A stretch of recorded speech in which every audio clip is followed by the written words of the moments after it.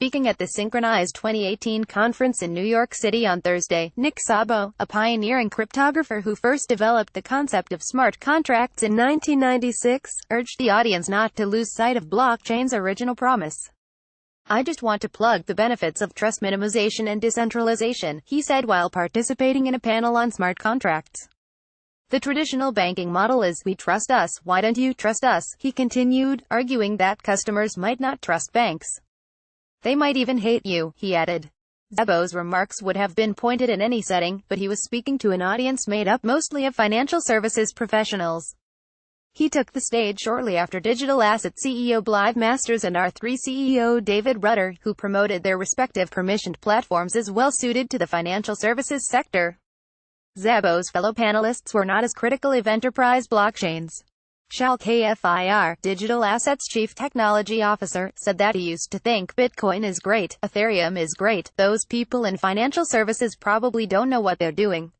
He continued, "I'm much more humble today. They know what they're doing." Helen Altschuler, Google Cloud's engineering program lead, argued in favor of hybrid systems that combine attributes of open and closed platforms. Not another DAO. In addition to the open-closed debate, much of the conversation focused on the reliability of smart contracts. The DAO hack in 2016, which Chain CEO Adam Ludwin mentioned, and Masters and Rutter brought up during the earlier panel, has created the perception that smart contracts are not yet suited to large, high-volume markets. Yet Kfir argued that the U.S. Treasury repo market, where $100 million is a small trade, is a use case that lends itself very nicely to smart contracts. In order to tackle such use cases, the panelists agreed that smart contract developers would coalesce around a few tried and tested templates.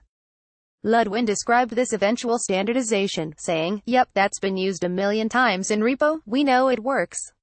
He continued, "Obviously we're in that Cambrian explosion now, but over time I think it will be standardized." Szabo argued that a change in perspective would be needed to achieve this reliability.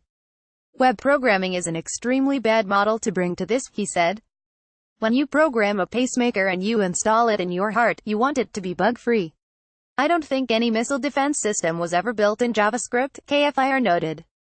Image by David Floyd for CoinDesk. The leader in blockchain news, CoinDesk is a media outlet that strives for the highest journalistic standards and abides by a strict set of editorial policies.